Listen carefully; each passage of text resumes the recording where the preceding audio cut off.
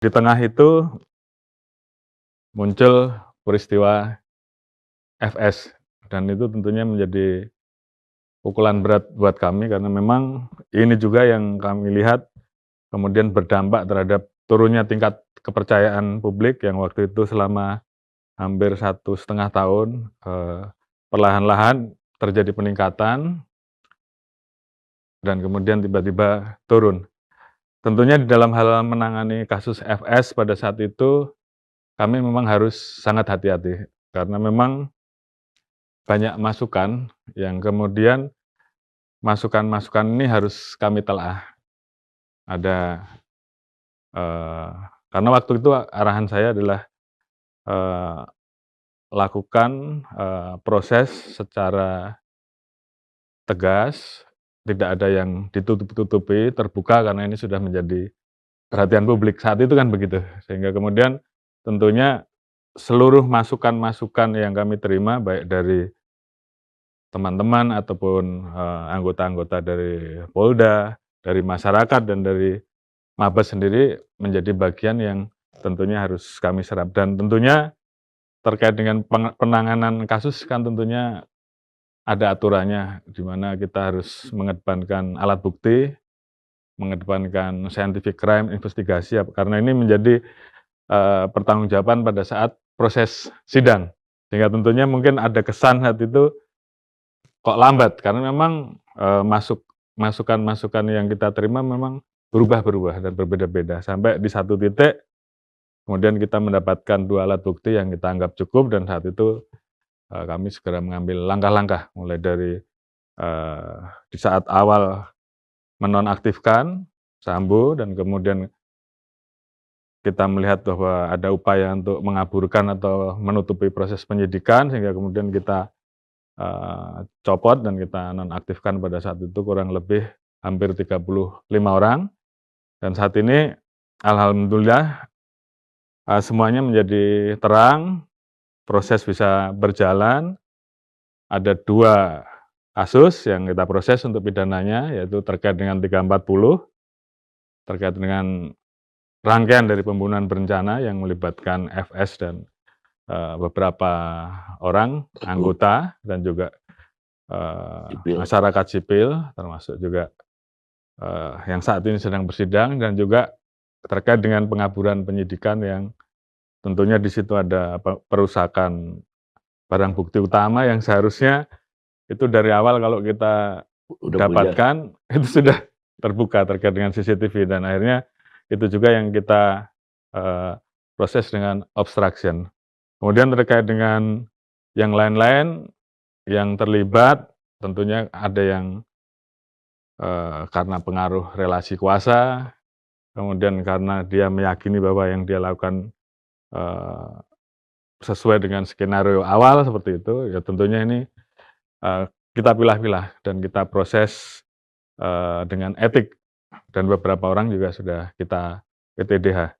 Dan kami pada saat itu membuka ruang untuk supaya publik melihat bahwa tidak ada yang kita tutup-tutup, sehingga kemudian transparansi harus kita tunjukkan mulai dari proses ekshumasi pada saat itu, dan kemudian, bagaimana setiap perkembangan kasusnya juga kita sampaikan ke publik, sehingga publik betul-betul bisa mengikuti bahwa kita serius, karena ini memang menjadi pertaruhan kami, pertaruhan institusi Polri untuk, mengungkap, secara terang benderang dan, saya kira, ini semua publik bisa melihat dan saat ini kasusnya sudah berpindah dari kepolisian, kejaksaan, dan sekarang Pengadilan. disidangkan. Dan saya lihat juga, teman-teman di pengadilan juga kemudian juga berusaha untuk, menyajikan persidangan supaya bisa diikuti oleh publik. Ini semua bagian dari upaya kami untuk membuat terang terkait dengan peristiwa pidana yang terjadi. Tentunya di situ semua akan dibuka, namun, apa yang kami lakukan semua ini sebagai komitmen kami untuk, bahwa kita menunjukkan bahwa terkait dengan penanganan kasus FS ini kita kita betul-betul serius dan publik bisa menilai di situ. Kemudian itu belum selesai muncul peristiwa Kanjuruhan dan juga tentunya yang terakhir terkait dengan sabu yang kemudian melibatkan Irjen TM. Ini juga tentunya mengagetkan kita karena memang di setiap arahan saya di Vkon itu berkali-kali saya sudah sampaikan bahwa tidak ada lagi anggota yang bermain-main dengan narkoba. Ini berkali-kali sudah saya sampaikan. Dan saya sudah sampaikan kalau sampai ketahuan siapapun pasti akan saya proses tegas. Tidak pandang bulu apakah jabatannya itu di level Polres, di level Polda, apakah itu Pama, Pamen, Pati sekalipun pasti saya tindak tegas.